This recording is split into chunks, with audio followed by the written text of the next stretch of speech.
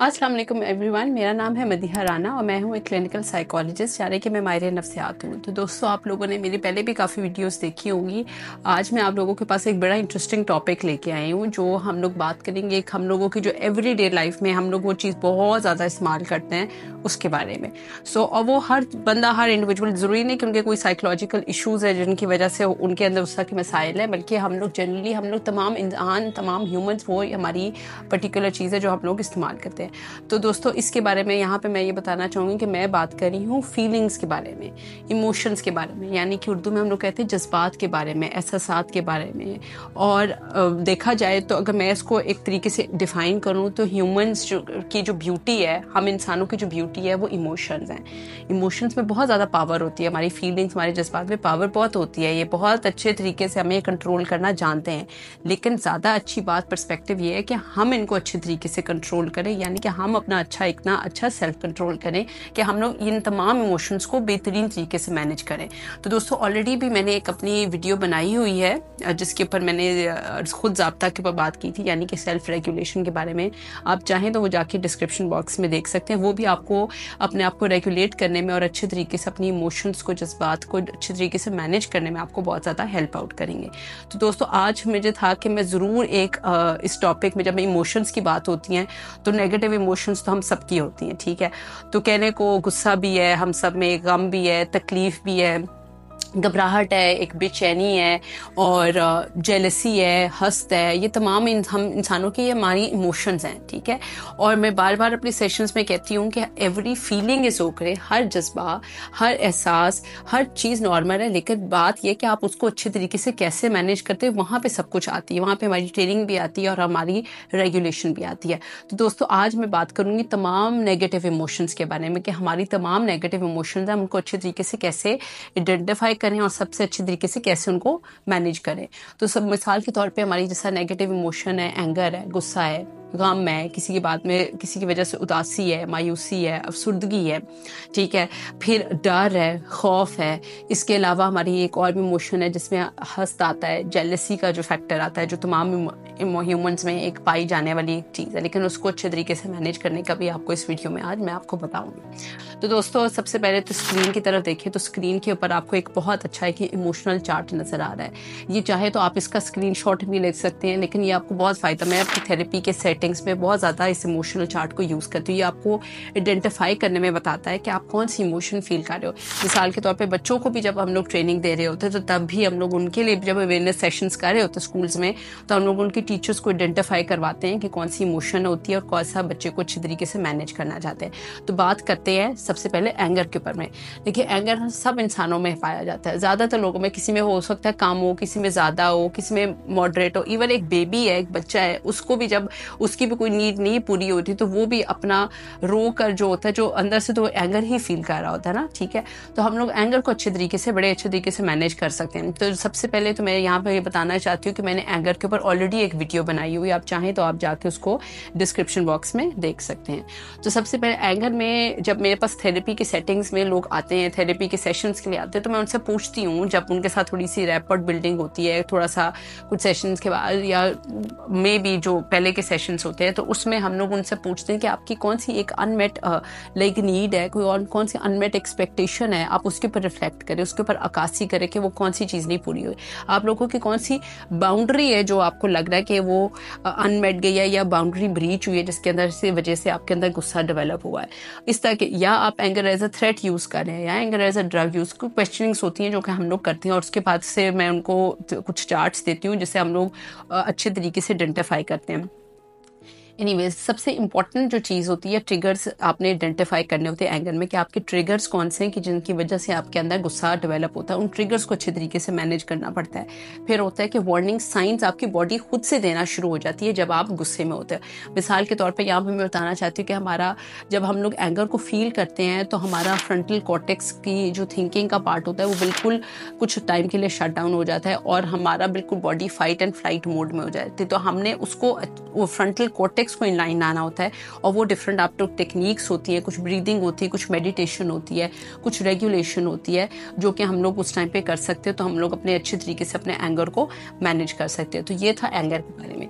अब आते हैं हम लोग सैडनेस के बारे में, जैसे अफसुर्दगी हो गई, मायूसी हो गई, उदासी हो गई, होपलेसनेस, हेल्पलेसनेस, ये मतलब सैडनेस के साथ हमारी ये चीज़ें कनेक्टेड हैं। सैडनेस में अमूमन जब मेरे पास थेरेपी के सेटिंग्स के लिए आते हैं, जब हम लोग उनकी सैडनेस को एक्सप्लोर करते हैं, तो काफ़ी दफ़ा ये चीज़ें समझ आती है कि क्या आप कौन सा ऐसा लॉस आप अपने से पूछें कि आप ऐसा कौन सा लॉस एक्सपीरियंस कर रहे हैं, या कौन सी आपकी अनमेट एक्सपेक्टेशन है। फिर आप उसको लिख कर भी उसको कर सकते हैं अच्छी तरीके से मैनेज, यानी कि हम लोग जिसमें जर्नलिंग को सपोर्ट करते हैं। ठीक है, जर्नलिंग होता है कि आपकी कौन सी ऐसी नीड है पूरी नहीं हो, वेदर वो आपकी नीड रियलिस्टिक है या अनरियलिस्टिक है। अब अगर सैडनेस आप एक्सपीरियंस कर रहे हो, कुछ देर के लिए उसको प्रोसेस कर रहे हो, तो आप उसको कैसे ठीक कर सकते हो, उसकी मैनेजमेंट कैसे कर सकते हो। उसमें हम लोगों को ब्रीदिंग कर सकते हैं, हम लोग को मेडिटेशन कर सकते हैं, जो कि मैं काफ़ी हद तक मैंने अपनी और भी काफ़ी वीडियोज़ में बताया हुआ है। ग्रैटिट्यूड कर सकते हैं, शुक्रगुजारी। दोस्तों आप आप किसी के साथ बात कर सकते हो, अपने आप को वेंट आउट कर सकते हो, लेकर प्रोसेसिंग के बाद अच्छी तरीके से अपने आप को कम्युनिकेट करना, किसी को अपना दुख बांटना, किसी का आपके साथ अपना दुख शेयर करना। और जर्नलिंग भी कई दफ़ा बहुत ज़्यादा इफेक्टिव होती है, बिकॉज आप जब पेपर पे अपनी चीज़ों को लिखते हो, तो वो भी एक काइंड ऑफ एक शेयरिंग होती है, उससे भी आप बहुत सेटिस्फाइड कर। अब जैसे ही आप उस पर्टिकुलर लोअर मूड से अपने आप को मैनेजमेंट करके इफेक्टिव मूड में आओ, तो आप खुद ब खुद आप अपने बॉडी के अंदर चेंजेस देखोगे, अपने मूड के अंदर चेंजेस देखोगे, अपने बिहेवियर्स में, अपनी एक्शंस में चेंजेस देखोगे। तो this is what we call as management, कि आपको अगर सैडनेस भी एक्सपीरियंस हो रही है, तो आपने उसको कैसे अच्छे तरीके से मैनेज करना है। थर्ड में मैं यहाँ पे बात करूंगी फियर के बारे में, डर और खौफ के बारे में। हम लोगों इंसान है, खौफ जो होता है, एक फियर एक हमारा एक नॉर्मल एक इमोशन है।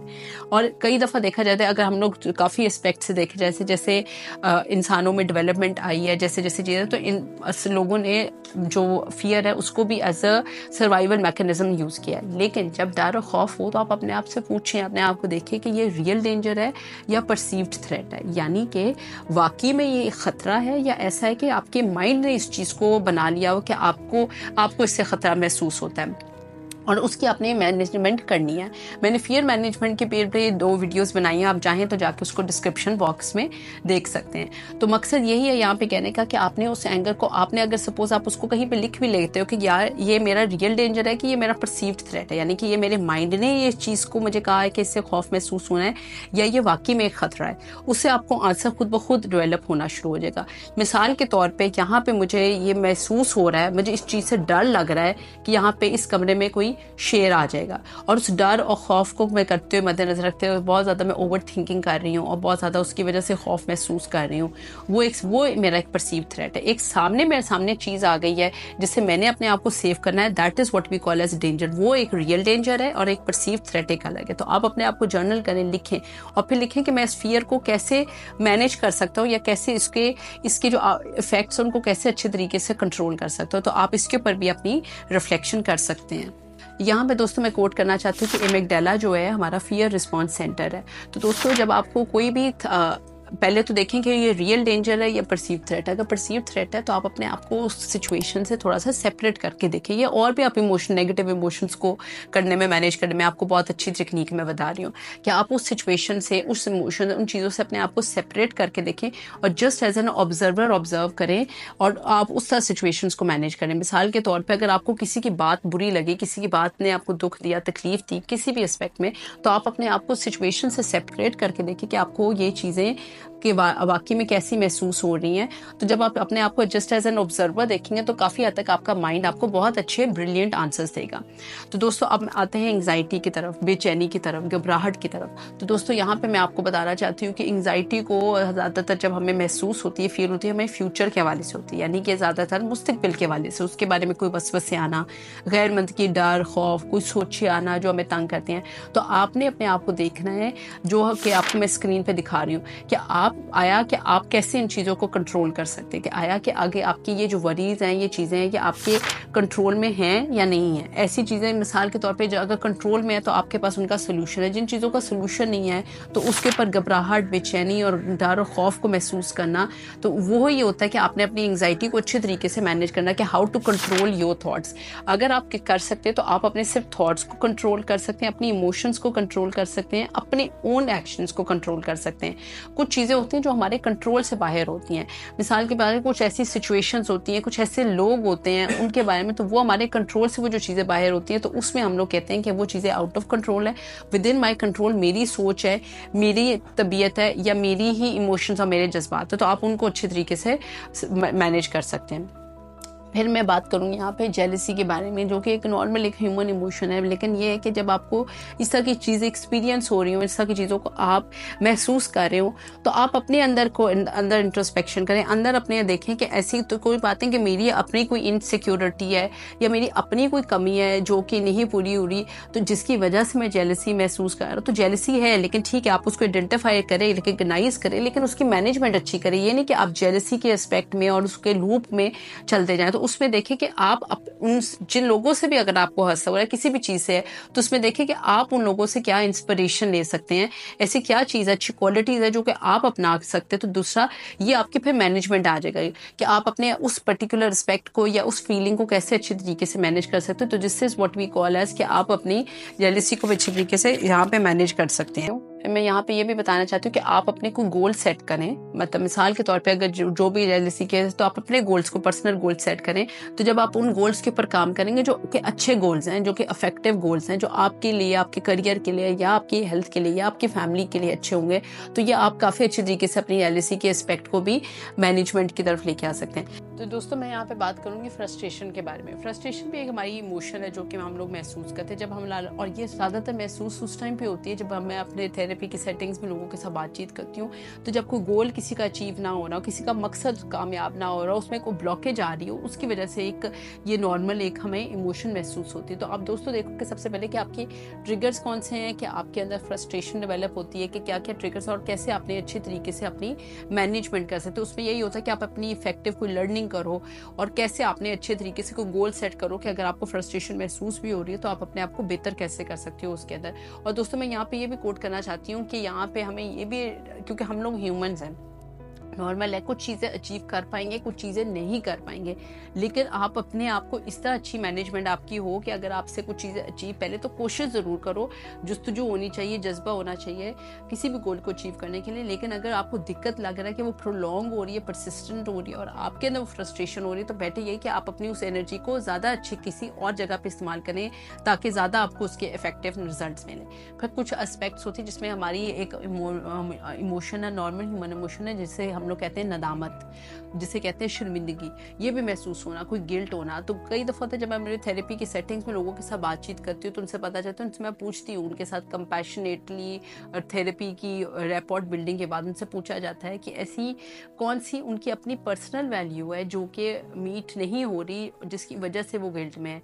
खुद ब खुद वो लोग तो आप बताना शुरू होते हैं। फिर आप ही अपना देखें कि आपके अंदर कौन सी ऐसी पर्सनल वैल्यू है कि जो कि हो सकता है कि आपकी ना मीट हो रही हो उस सिचुएशन के हिसाब से, तो जिसकी वजह से आपके अंदर गिल्ट फैक्टर है। मिसाल के तौर पे जैसे एक बंदा शायद शाउट नहीं करता, लेकिन उस दिन वो उसका दिन इतना बुरा गुजरा कि वो आया और घर पे एक अपने हेल्पर के ऊपर उसने शाउट किया, उसके बाद वो गिल्ट महसूस कर रहा है। पर्सनल उसकी वैल्यू यही है कि वो शाउट नहीं करता, उसके साथ जब उसकी चीज़ नहीं मीट अप करी तो वो एक काइंड ऑफ एक पर्टिकुलर गिल्ट में है।